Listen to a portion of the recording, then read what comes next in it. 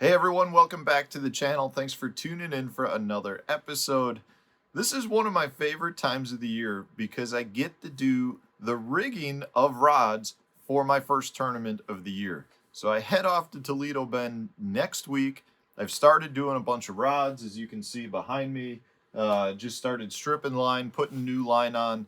I don't like to put line on until like the last minute. I don't want to do that earlier in the winter. You just get a lot of memory on the line. So I'm doing that now, and I'm starting to get baits put aside for Toledo Bend. Now, Toledo Bend is a lake I've never been to. I have fished Sam Rayburn, which is next to it, several times. Some people say they fish alike, some people say they do not fish alike, but based on what I can gather, uh, I think it's going to fish somewhat similar. And what you've got is you've got a bunch of hydrilla, you've got a bunch of standing timber, you've got a bunch of drains, and then depending on what the water level does, we could have several different options in play.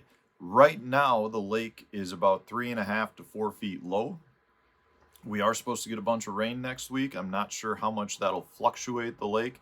It seems like they've kind of kept it low for most of the year, but I'm definitely keeping an eye on it because I do feel like if the water comes up, you could have a bunch more fish hit the bank. But right now, I do not expect there to be that much bank cover in the water, meaning I don't expect to necessarily go down the bank and be fishing bank grass, laydowns, bushes, anything like that.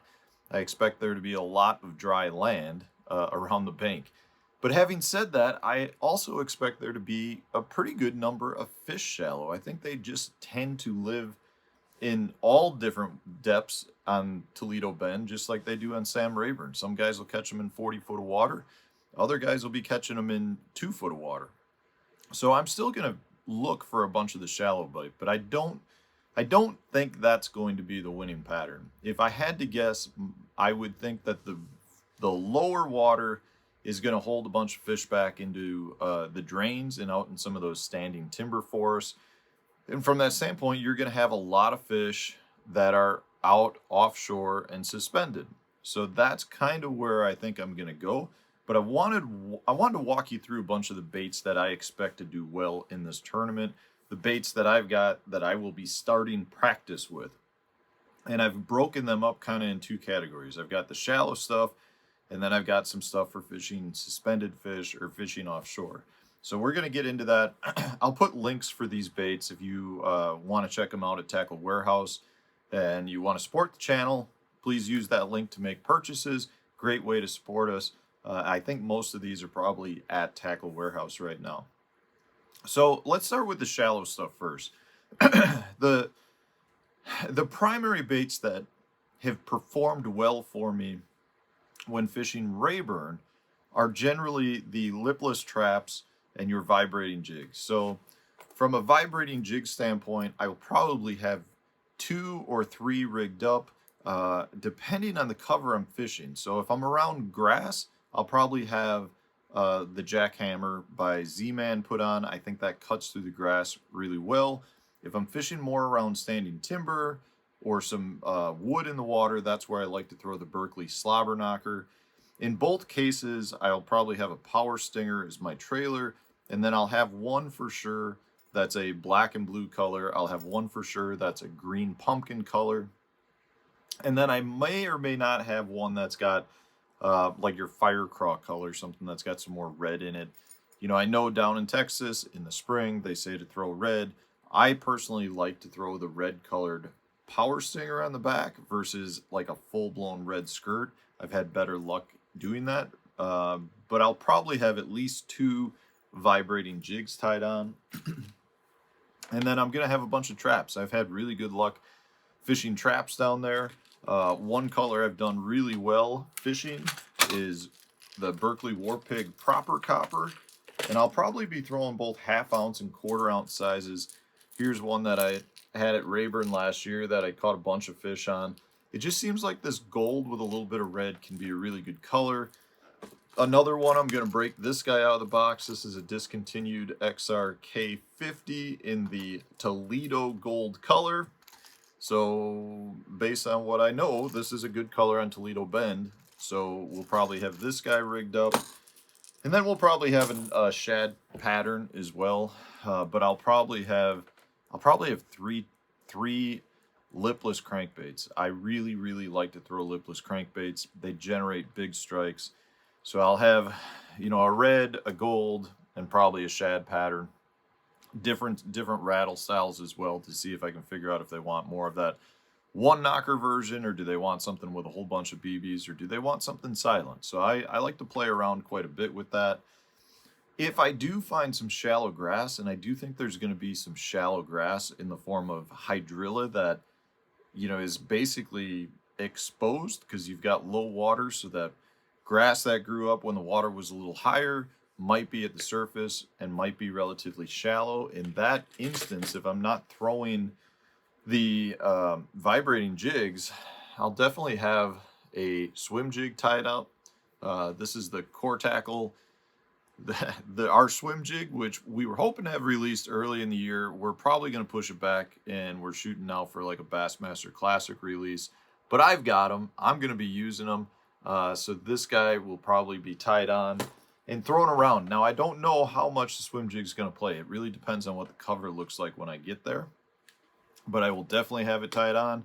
And then I have had really good luck fishing Rayburn when the water is, lower and cold. I've had really good luck flipping around fishing laydowns and cypress trees. Now, I don't know that there's going to be any cypress trees in the water, but I will have a flipping bait. I'll have an Ozark rig tied up, and probably a max scent creature hog, potentially a pit boss as well. But if there is shallow cover, I'll for sure throw this in there and make a couple of pitches. But I'm not expecting to see that many laydowns.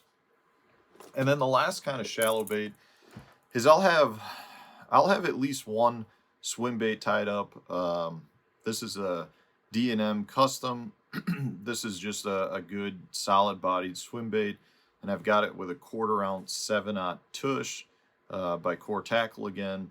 This is one of those baits that I think could be really good again for some of that shallow cover. So I know there's docks there. If there are some cypress trees, maybe I've got some shallow ditches that maybe have some grass lanes where a swim bait like this could be really good. I'll also have a smaller swim bait tied up to fish some of those deeper fish, which is where most of these other baits come in. If you watch my channel on a regular basis, you've heard me talk about both the new baits by Berkley. So you've got the Kredge, and then you've got the Finisher.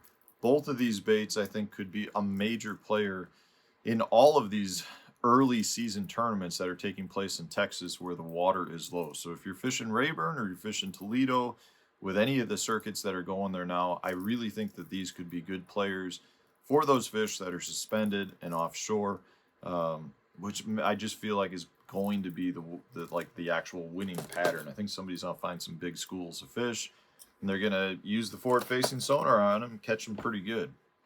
I also expect to be throwing some crankbaits, the Berkley Dime 6, the Dime 10. Those are going to be in some of those shallower ditches. I like to fish in Texas like that. I'm going to say that 8 to 12 foot range. That has generally been the better, when I say deep, the offshore depth that I have better look at. So having some crankbaits that are not necessarily really deep diving crankbaits, baits that are in that 6 to 14 foot range have been the best for me. So I expect to, throw these guys around. The dimes, I also expect to throw the Fritz sides around. And I do have some good red colors that I'm also going to rig up. This is just the clicking one, if you can hear that. But I do expect there to be a good crankbait bite. And I'm hoping we can find some locations where they're schooled up in some of those shallower ditches. And they can just be really ganged up, and they can be easy to catch. And remember, I'm fishing total weight format this year, so I'm looking for 2-pound fish or bigger. I'm not necessarily looking for those isolated giant fish. I'm just looking for good groups of fish. Another bait for sure, the jerk bait. This is the Berkley Stunna 112 plus 1.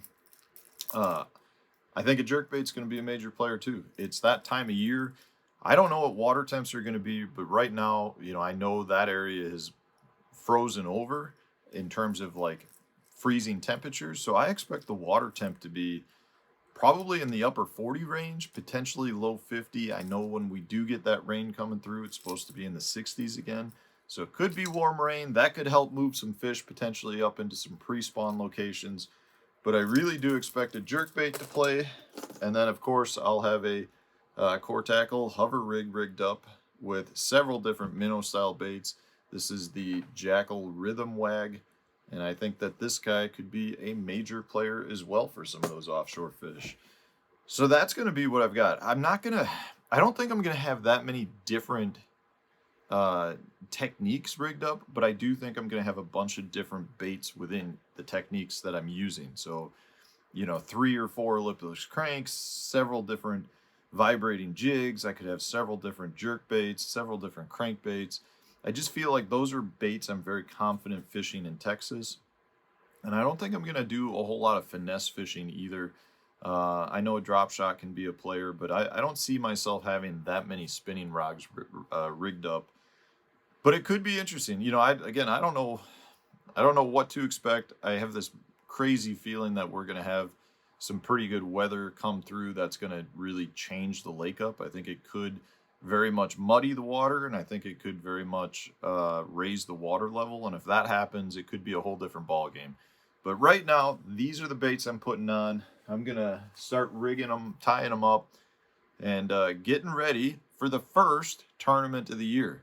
So thanks for watching, guys. I appreciate all your support. If you enjoyed today's video, hit the like button, subscribe to the channel if you haven't done so already. Stay tuned. New video coming out tomorrow.